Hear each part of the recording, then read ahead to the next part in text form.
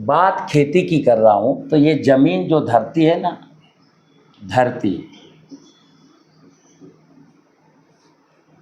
धरती में मुझे खेती करनी है। तो क्या करेंगे, इस धरती को जोतते हैं और मैं इसमें एक चढ़ावा चढ़ाता हूँ गेहूं का।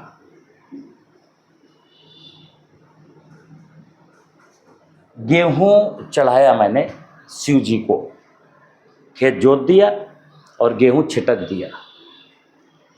तो प्रसाद में हमको क्या मिलेगा, हमको गेहूं मिलेगा। अब हमको चना नहीं मिल सकता, ध्यान रखना।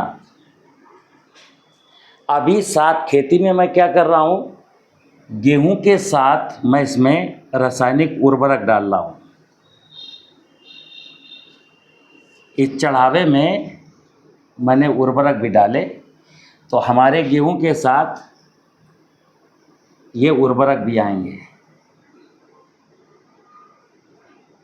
यही नहीं, अभी तो मैं यहाँ खरपतवार नाशी रसायन यानी कुछ फसल सुरक्षा रसायन भी चलाएंगे।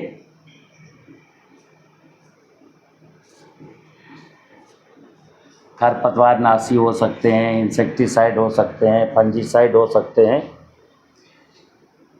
तो ये भी हमारे भोजन में रसायन आएंगे।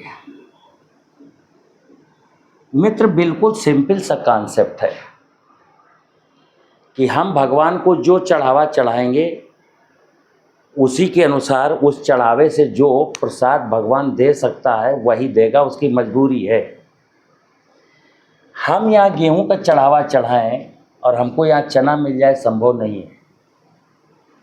हम ये उर्वरक भी यहाँ चढ़ाएं और उर्वरक भगवान धरती खा जाए, हमको ना लौटाए, ऐसा संभव नहीं है। हम यहाँ पेस्टिसाइड भी चढ़ाएं और पेस्टिसाइड हमको ना लौटाए, ऐसा संभव नहीं है। इसको कहते हैं हम रासायनिक खेती।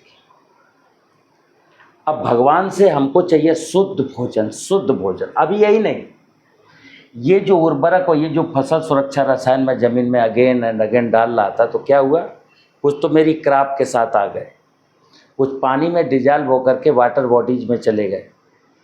जब मैं ड्रिंकिंग वाटर लूँगा ना, तो वहाँ भी इसके रेजिडुअल इफेक्ट हमको मिलेंगे।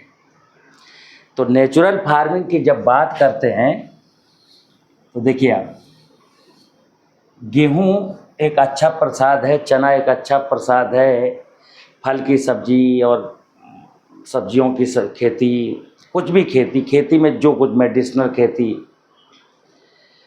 व्यक्ति को जो चाहिए उसकी खेती कर रहा है। हम चना बोते हैं इसलिए कि मैं चना खा के स्वस्थ रहूँगा, मैं सब्जी बोता हूँ इसलिए क्योंकि सब्जी खा के मुझे आनंद आएगा, टेस्ट आएगा। औषधियाँ इसलिए बोता हूँ क्योंकि कभी बीमारी होगी तो औषधि फसलों से मैं अपना इलाज कर सकता हूँ। लेकिन इस ज़मीन में जो मैंने गड़बड़ी कर दी है, यानी शिव जी को जो मैंने चढ़ा दिया है, वो तो हमको रिटर्न मिलता रहेगा। अब नेचुरल फार्मिंग की बात आती है, तो नेचुरल फार्मिंग में क्या है, अगर मैं इसको मैं धरती को शिव कहता हूँ, तो समुद्र मंथन की घटना आपको याद है कि धरती पर मनुष्य के द्वारा या जीव जंतुओं के द्वारा जितना भी विष निकाला जाता है, यानी कि मनुष्य का मलमूत्र, पशुओं का मलमूत्र, सड़ा गला कोई भी पदार्थ, वो सारा का सारा विष होता है। समुद्र मंथन में उसी विष को शिव जी ने पिया था, माने धरती ने पिया था। तो एक सीधा सीधा नियम है कि जो धरती से मैंने लिया हमारे उपयोग में आया और वो चीज़ें सारी की सारी मैं ज़मीन में वापस कर दूं, तो इसी का नाम है नेचुरल फार्मिंग। क्या होता है, धरती से अगर मुझे शुद्ध कोई भी पदार्थ है, गेहूं है, चना है, सब्जी है, फल है, यानी कि दूध भी है, जो पशुओं से मैं दूध निकालता हूँ, क्योंकि दूध देने वाला जानवर भी यही सब खाता है, इन्हीं के अवशेष खाता है। अब अगर इन अवशेषों में ये केमिकल के कंटामिनेशन थे, तो जाहिर सी बात है कि वो मिल्क में आएंगे।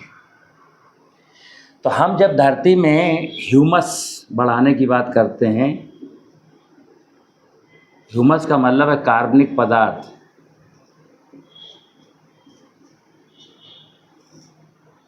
कार्बनिक पदार्थ,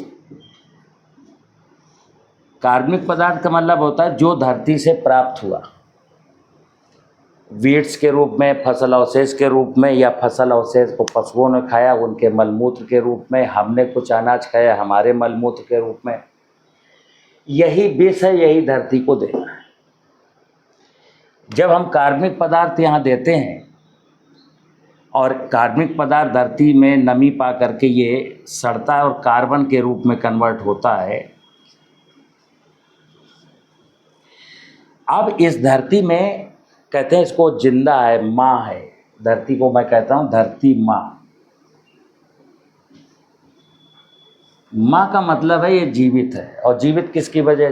धरती की जिंदा दिल्ली है कि इस ज़मीन के कुछ बायोलॉजिकल प्रॉपर्टीज़ हैं, यानी कि ज़मीन में ढेर सारे जीव जंतु माइक्रो ऑर्गेनिज्म रहते हैं।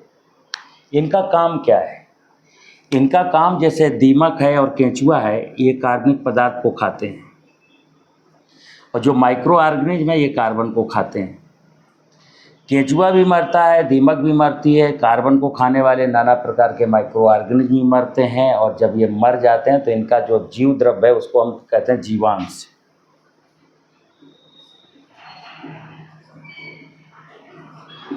बेसिकली हम जो ये बो रहे थे गेहूँ, चना, सब्जी, फल, इनको जीवांश की ज़रूरत है।